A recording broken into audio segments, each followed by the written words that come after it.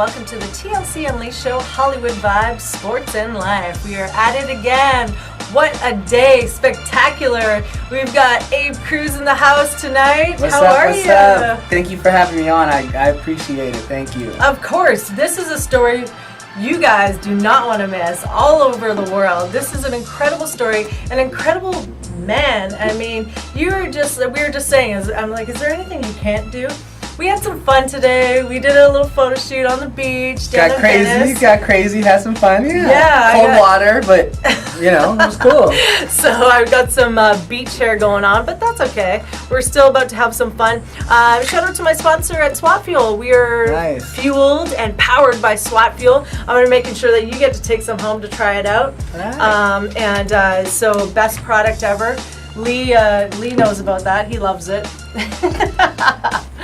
Abe, let's talk. Okay, so you're originally from LA. Yes, born and raised in East LA. East Sorry, Los. being a Canadian, I forget that I'm supposed to say that. East LA, yeah. So that makes a big difference. Well, you got a little bit of pride or whatnot. Everybody was born wherever they're from, but I lived in Pasadena and born and raised out here. Been out here all my life.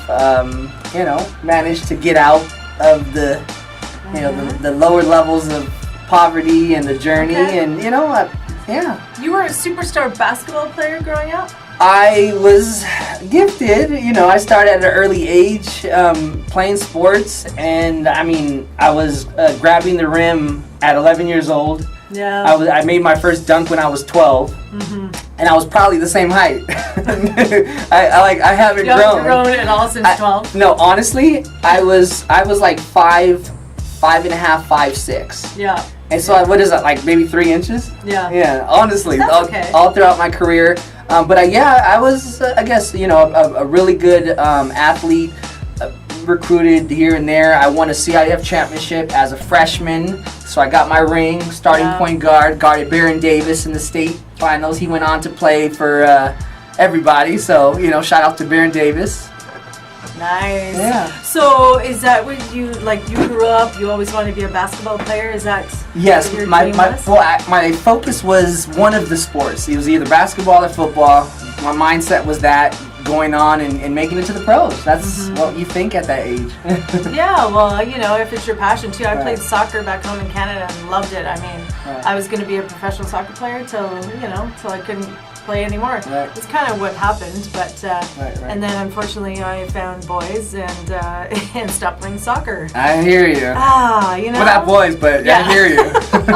I hear you. So what happened after that? Well, I ended up and I try to be as real as I can with people, because the whole point of me talking about my journey is for people to understand that we all have our beginning, that we go through our journey.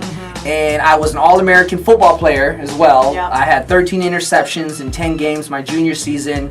I pretty much thought like I ruled the school, that I was in charge of everything. At the end of it, I was like knocked down off that pedestal, and I didn't make grades for basketball season. Yeah.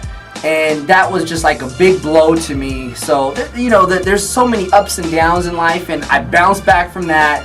Yeah. I lost a lot of scholarship offers, but then I bounced back, and fortunately because of football, I was still able to go out to the University of Wisconsin Stout, started as a true freshman, started at corner, won a conference championship, got another ring, so just kind of fortunate. And then, I got off into college, and I actually started making money in network marketing.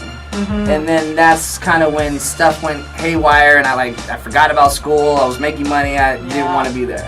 So what happened? The money came in, and because that changes things. It's a game changer when the money starts flowing. The humility and being humble. Absolutely. It just changes things. And like I said, remember, I grew up in North Pasadena, not the Rose Bowl, not Colorado Boulevard in Old Town Pasadena. A lot of people don't know about Pasadena. It's not all the Rose Bowl and glitz and glamour. There's other parts of it. So after all of that was done, I had a little bit of money in my pocket, my first cell phone, first car, a lot of these things started happening, and you just kind of lose a sense of reality, and your humility, and you're cocky and just stupid, right? So I dropped out of school, continued to pursue that, and just got the itch for money. And that's all I was after, And long story short is, that business kind of crumbled. I went back to LA and had the hunger. It's like, okay, what's next? How do I continue this, right? Got into a little bit of acting, did some TV, some modeling stuff. But then that's kind of when my trouble really started happening. I had a girl who broke my heart. I got into a car accident. Life was just like difficult at 21 years old or 22 years old. So someone approached me as I was a personal trainer. I was doing club promotions and I just started real estate. And someone asked me to do something that was illegal. I drove a vehicle cross country with drugs, money, and I did that a few times. I got away with it. Okay, so you did do it a couple times. You got away with it before you actually got caught. Yeah. Okay, so that's now we're gonna pretty talk about exhilarating. So that's pretty exhilarating. You get away with it. So you're making some big money. Now you're back up in you're you're back up in the same game again. So now it's even bigger, even bigger, a little bit more older, just stupidity. Now I'm hanging out at the Playboy Mansion, just going crazy, just stupid. And all of that came to a quick end. I mean, it lasted, and then it came to a quick end, and it doesn't make a difference however long it lasted, because when that time came to an end, I was gone. And pretty much a first-time offender, they sent me away. Yeah, you were in prison. They sent me to prison. They wanted to make an example of me. Didn't give me a judicial review. Paid lots of money for an attorney. Kind of had to buy my way out of a 30-year sentence. Wow. Yeah. And there was a point too that I read that you thought you were going to only be in there a year. Well, yeah, because I was a first-time offender, clean record. So I'm supposed to be given what's called a judicial review, where they review you after 12 months, stay clean, stay out of trouble, no problems, and you'll get the review in front of the judge. And most of the first-time offenders get that, and then if they're clean, they get out. Yeah. So that's what I was told, and that's the story that I was given. Hey, pay us X amount of money, you'll be fine. Doesn't work like that. Did you ever in your mind think, okay, I'm doing this, it's not... there's consequences to everything. But were you just in the rush of it? You don't think about that. Now all of a sudden you have money to buy a Rolex, or put money down on a new Mercedes. Or you're looking for property. You don't think about that. Yeah. All I knew, and I laugh about it now because I can laugh about it. How many years ago was that? Well, I got started. 2007 is when I got busted. So a few years before that kind of started. And then I got out in 2010. Okay. Yeah, and so went in, did the whole thing, and pretty much, I just turned the whole negative into a positive. Well, let's go back a little bit. When you did your thing, you went to prison for 3 years. Yeah, I went in, and after the review was gone, my mom pretty much told me, she had a breakdown. We both broke down and cried on the phone. And she told me, you better get on your hands and knees and pray and ask God for a second chance at life. And it wasn't like just pray to him. She's like, you have to show him that you're serious and that you really mean it. You need to sacrifice for him. So I fasted. I fasted for 40 nights. I had like little bits of water, 1 meal a day, and I fasted. I prayed every day. I went from 185 pounds down to 150. Wow, in 40 days. Yeah. Abe, did you have God in your life, and did you have him in your life before this? I've always been a believer. I've always been a spiritual person. My story is really complex. My father was a Jehovah's Witness. Okay. But he left when I was 4. Okay, so then my mom was raising 4 kids, and one of the chapters in my book, I didn't mention that, but in my book is called Not Good Enough to Stay. And my father, decided that he had other things to do. So, I didn't have my father. After that, I got recruited, and I went on to go play into a Catholic school. So then I got baptized into that. Then I went off to college, and I started dating a Christian girl. And then while I was locked up, my brother was going through his own journey in life. He got married, and things were happening there for him. He decided he was going to join the Mormon community and go on a retreat. Wow. So I've kind of experienced so much that I've been a believer. I don't get into the Bible. I go to church, but truth is I've had only bad experiences, and it's not to judge any one household or church. Absolutely, I get it. Yeah, but I believe in being a good person, a good man, living a straight life and helping people. And this is post-prison, this is like the awakening. I had this, when I prayed, I literally went through a spiritual fasting. I went through the fasting and I was dreaming for 40 days. Yeah. Literally dreaming. Yeah, the lucid dreams. So what made you decide to do it for 40 days? And was it because, your mom kind of was my mom she just picked a number, it was like, let's do randomly 40 days. That's what my mom said, yeah. I believe that's somewhere in the Bible. Okay. I believe it's somewhere in the Bible. My name is Abraham. Yeah. And in the Bible, Abraham is the father of faith. Yeah. I didn't know that at the time, not educated into that. But I went on to do so many things, all based on faith. And I love it. I love that your mom was there. So that would be the next question. You had the support of your mom. Obviously your dad wasn't in your life at the time. So, right. Thank goodness that you had your mom there to really just kind of say, hey, look, because as a mom, as a parent, it's hard to see your kids go through struggles like that and to be solid, be supportive, because it's like we're emotional creatures. Women are a lot different than men. So we're thinking, okay, my son's in here, I want to get him out. How do I emotionally help him? So for her to be strong and really... She kept me going. Yeah, it sounds like it. Everybody bailed when I was gone and handcuffed and no more money, and everyone was gone. My mom was the one who stood there and just did whatever she could. She wrote me every week. Aww. Every week I had letters, and that's goes so far in there. Because there's so many guys that don't have that. Yeah. So what was it like to be in prison? I mean... Well, you saw my mugshots? Yeah, I was going to say you're a pretty boy, but not in your mugshots, I'm not going to lie. Depression, chaos, yeah, just craziness, and sometimes you lose yourself or you find yourself. Yeah. And I think it was both for me. I was a little psychotic. I don't know. I didn't look at myself in the mirror for 6-7 months after I found out I wasn't getting out. Yeah. I just didn't look at myself. My beard grew, and you saw my acne, the stress. There's my hair's falling out. It was tough, But after, I go back to that journey when I awoke from that spiritual sleep and that dream. Everything I saw in my dreams, I started writing down.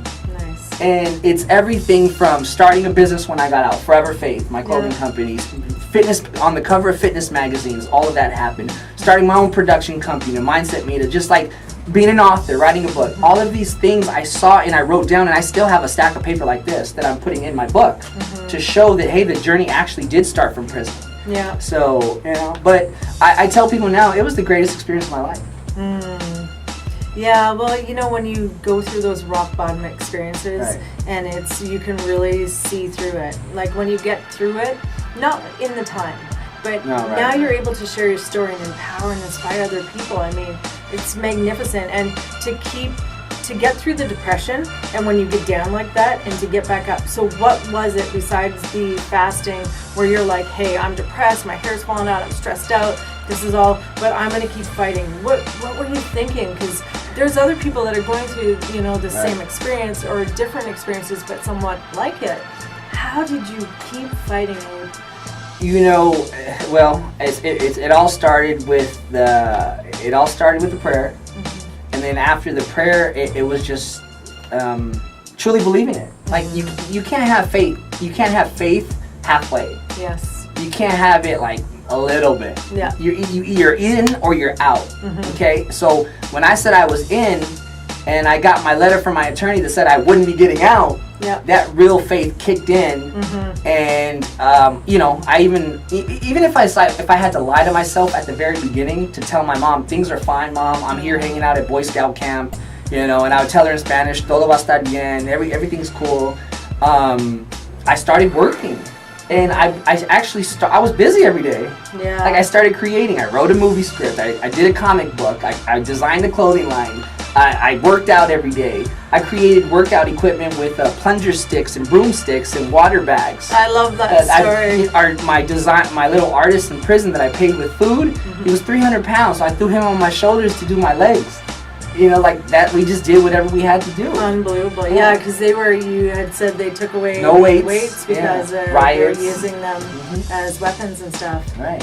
So what do you think, besides money, obviously the obvious, what do you think was missing in your life in order for you to make the decision to do those things that you did? Well, I mean, that's a tough question. Yeah. You know, I mean, all I can say is I grew up without it. I grew up, and then I get into deep in my book. I was teased growing up.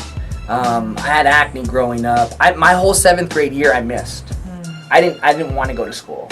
I would leave home, and then I would go walk around and go to a park and shoot hoops for the whole day, and then I'd go to the Boys and Girls Club.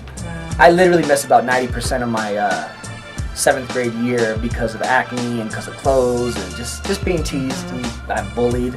I wouldn't say teasing, I guess, is bullying. It is bullying. It is a form of bullying, and it does wear on you, and it does impact you. And we don't realize it until later on in life because, you know, I went through a lot of similar things, and it was like, you know, I look at it now.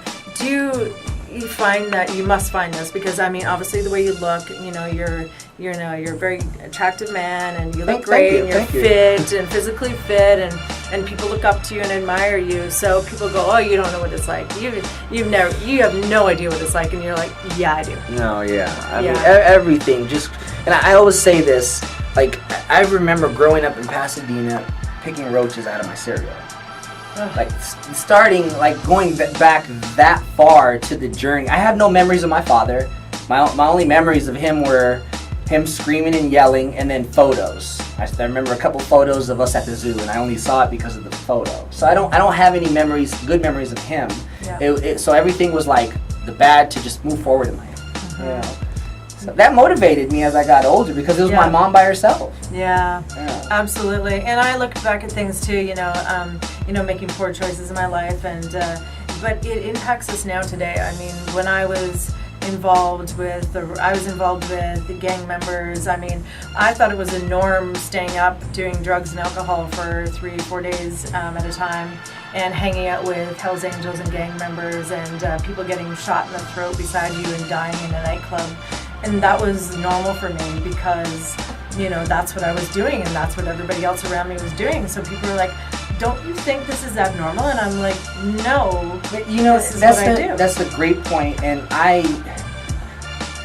throughout the journey, I've had to analyze everything in the past, right? Mm-hmm. But if that's what you grew up in, you know, if there's kids in the hood or the projects, and they're not going to a school, they don't have a role model or a businessman who's their father. I mean, I'm not judging anybody. I'm just saying in general, that could be your norm. Mm-hmm. You know what I mean? Yeah. My norm was poverty, so that's all I saw. I didn't know what a doctor was or an attorney at those times. So you know, you can't judge anyone. That's what I've seen. Like if that's what your circle was, that's where it was. Yeah. You know? And you look back at it, really does stem back to childhood and your childhood experience, and you know what we've kind of seen, and we start to mirror and things like that. So I think a lot of the choices that we make, and especially we're younger too, is definitely directly impacted because of the experience when we're growing up. So shout out to your mom. I mean, it sounds like an Mami, ¿cómo estás? Woman. Ana. I applaud you for, you know, raising such a wonderful man, and absolutely. You know, you've been through a lot.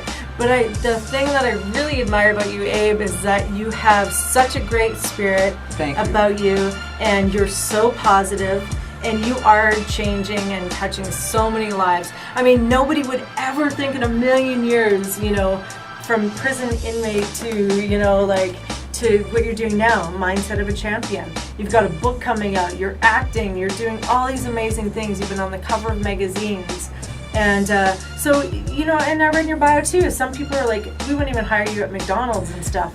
I couldn't get it. When I first got out, I had 2 weeks to get a job. I was released on the ankle monitor in Tulsa. Yeah. And no one would hire me. I went. It's funny because I laugh now, but I went for like higher paying jobs. I didn't want to just settle. And my probation officer was like, you better go and work at Burger King or McDonald's or Starbucks. You have 48 hours to get a job or I'm sending you back in. And I was like, oh my God, like I cried. I called my brother, I called my mom, what do I do? And you know what my mom said? You better pray about it. Yeah, No, she said you better pray about it. So, but that next day I got 2 jobs. I got a job at a gym, and then I got a job at a supplement store that was right next door. I got 2 jobs, and the next day, I mean, just like my whole journey has been a blessing and a spiritual thing. When I was handcuffed and taken away, and my mom was in the back, and she broke down, the guard that took me away told me in Spanish. He goes, "Todo va a estar bien." That means in Spanish, like, everything's gonna be fine. You're okay. Like, I had so many times when I was sent in for booking, they didn't throw me into the cage with 50 other guys. The guy just put me over there. I had my like nice shirt on, my dress shirt, pants, slacks, because I had to turn myself in. I almost left the country, and I put that in the book. Like I almost, because they wanted to give me 30 years violent crime. That means I would have to serve 85% of my time. Wow. Of 30 years, so I'd be getting out in my 50s or whatever. So I was like already planning to head out to China, to Mexico. Like I was gone. But anyway, so many different things where it's like I was protected.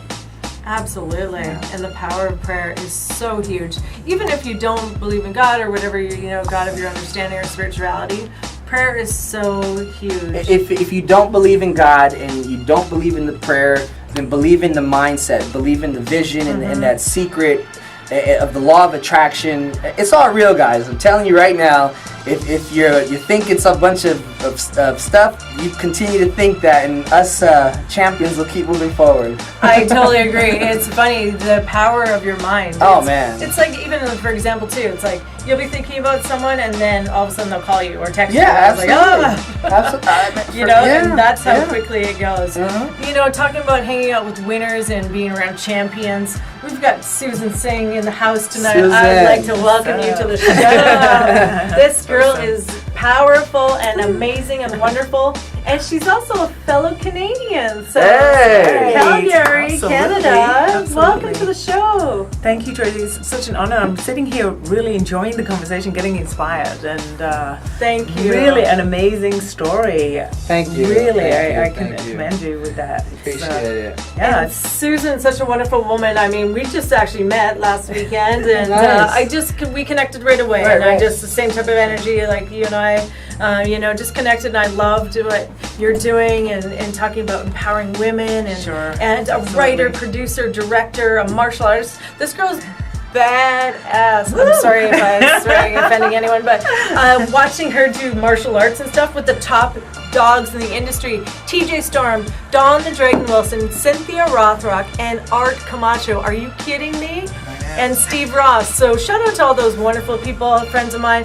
And she was in there doing all the seminars and just, I have you on film, and I was just like, yeah, you all go, right. girl. We'll have to check some of that. I hear Yeah. I can get pretty scary. Yeah, no. And she also did an audition, which I Yes, was I did. Very impressed. So tell us about you, Susan. Who are you? And I know you came from Calgary, Canada. Yeah. So shout out to all our Canadians. Yeah, Canadians.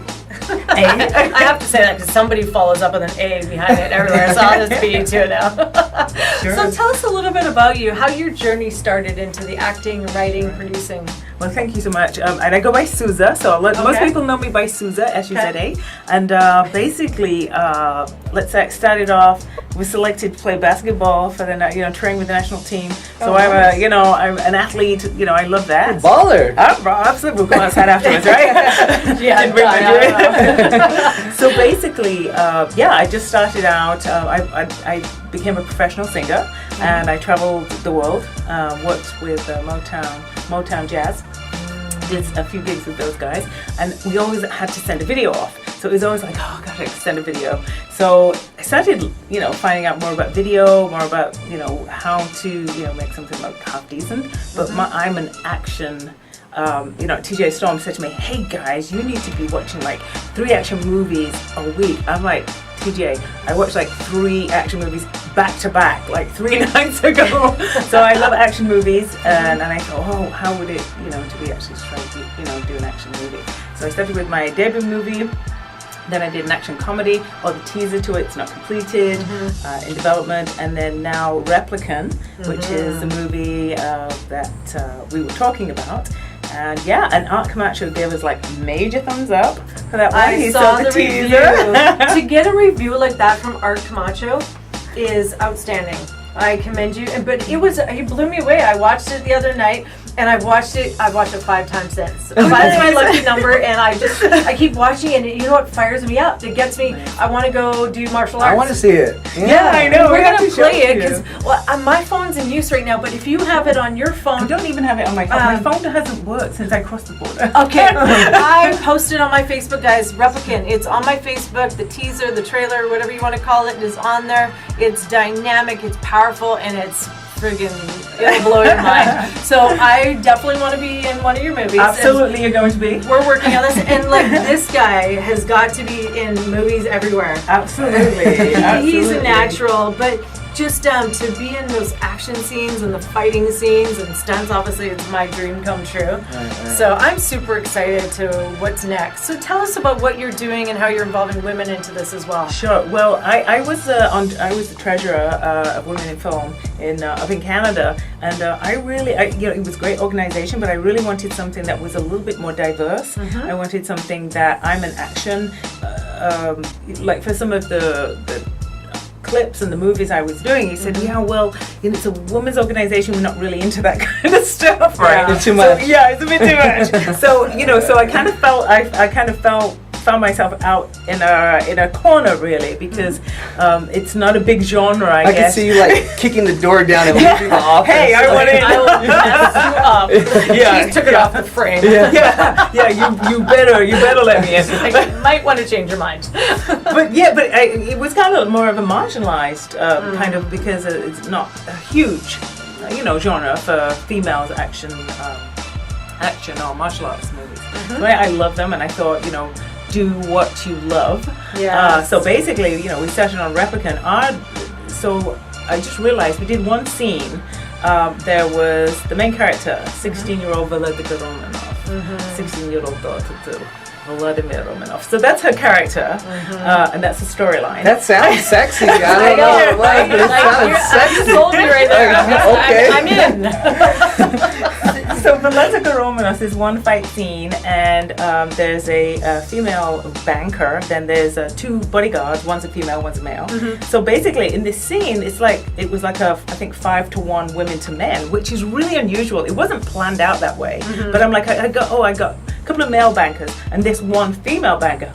So I thought, well, when you think about banker, you naturally think a guy, right? So I'm like, well, why? Because even I think, 3 guys, right? And I'm like, no, let's change it up. So basically, even in that thought process of saying, okay, well, 3 bankers, we'd naturally just choose out 3 guys. We said, well, let's change it up. Even that, because even I, as a woman, have to rethink, okay, does it really have to be? Does it have to be male? Does it have to be female? So, and age as well. When you're over 22 in Hollywood, basically 22 and a half, some people say you're on the way out. And for me, some people say that, not me. I'm from Calgary, but having more roles for ladies who are over 20, and for all, and even people with disabilities. So when we talk about our organization, which is Real Diverse, REL, Real Diverse, we're talking about people with disabilities. We're talking about age differences. We're talking about people with different gender identities or whatever. So we're talking about a wide base, because guess what? When you go outside, it's very diverse. That's what you're in most cities I've traveled to over 40 countries in the world, and most of them are pretty diverse. But sometimes when you see it on television or movies, doesn't always reflect what you're actually seeing at. So what we're trying to do is open those doors, and especially I love working with women. I love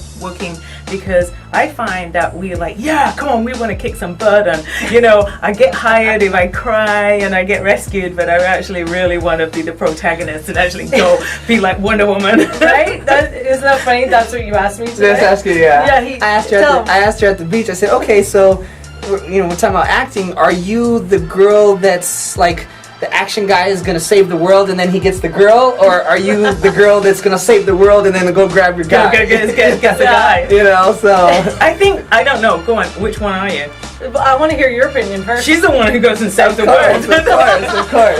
With the black leather boots. Oh yeah, it's all about the leather. Actually, the leather outfits in one of my scenes. Right. And That's the why I knee-high would paint boots. you. And it's like, oh yeah, I can kick ass in heels. By the way, I just wanted to let you guys know. Yeah, okay? exactly. So yeah, beating people up and then saving the world. It looks so cool on film when a girl kicks the guy and uses her high heel to throw his neck back and she's like trapped. That's pretty sexy. Oh yeah, you're seeing it now, right? Yes, I can see it. Yeah, no, it's fun, and it's just you get to explore your personality, and just I'm really loving it. I never ever in my whole life ever thought I'd be an actress, ever.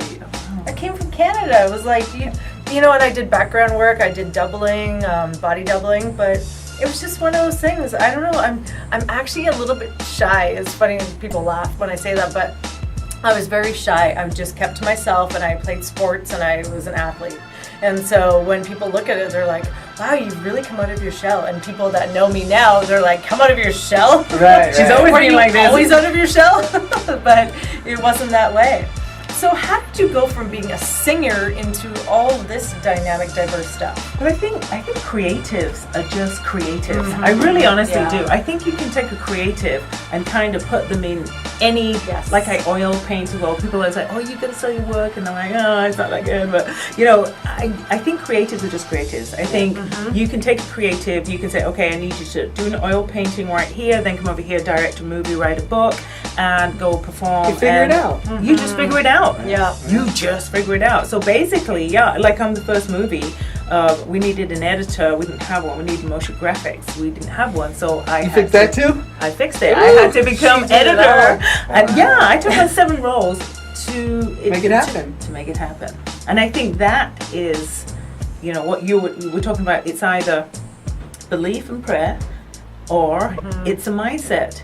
But whichever one, it kind of works hand in hand. Thing, yeah. And that's why I believe like spiritually, if you look at the Bible, you look at like I said, I was at a convention with astrophysicists. They asked me if I was an astrophysicist. I said, darling, I can't even spell the word. Never mind.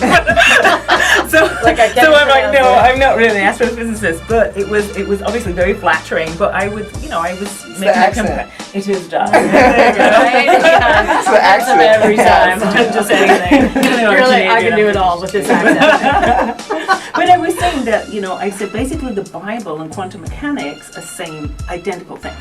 And I said basically the mind, by observing the particle wave, will actually influence whether it's a particle or it's so then the observation, the mind is now changing reality.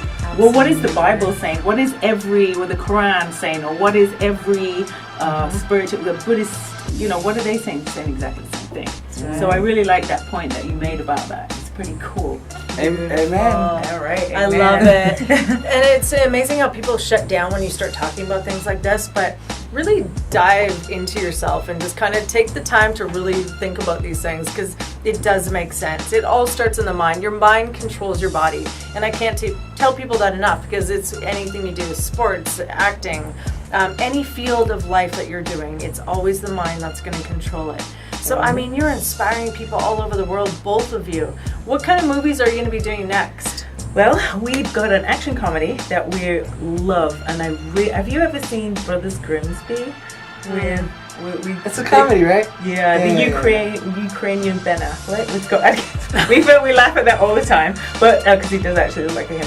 It's I call him Ali G. It's Sacha Baron Cohen, but I call him Ali G. I just know him for Ali G. But it was similar to that. So we've got one. It's called Operation Looney Bin, as in Looney, the comedian. So it's it's Canadian, but I was lost there. Yeah, sorry. It's a Canadian. $1 and a $2 bill. Yeah. So we've got like this little loon.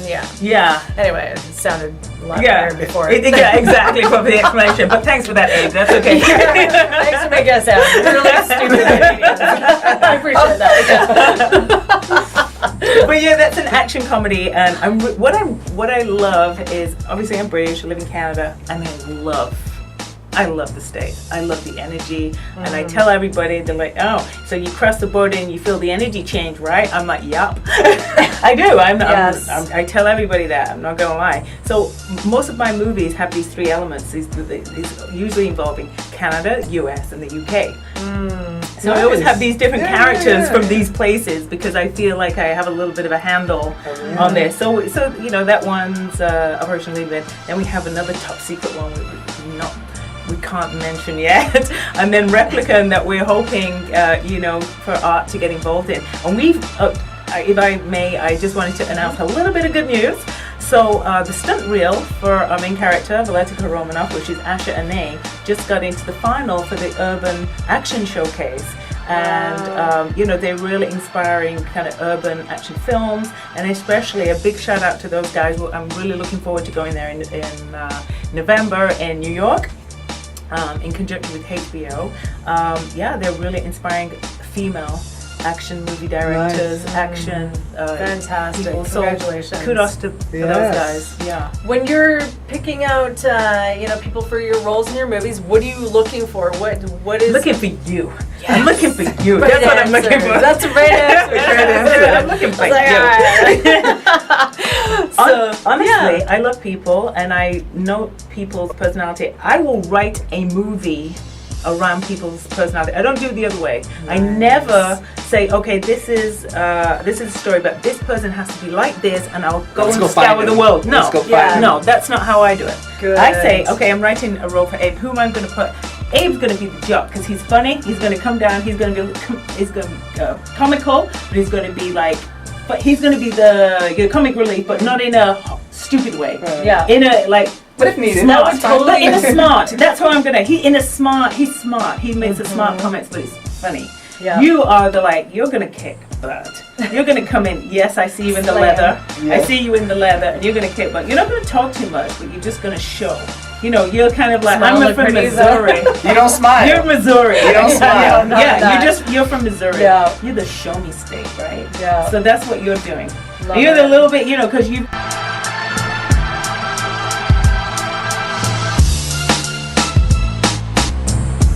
What's up, everybody? Abe Cruz here. I hope you guys are enjoying the videos. I'm getting more active and going to be putting out more videos more and more often, so make sure you guys subscribe to the buttons. It's either on the left or the right of the video, but make sure you guys subscribe. I appreciate your support and much love. Abe Cruz here. Peace.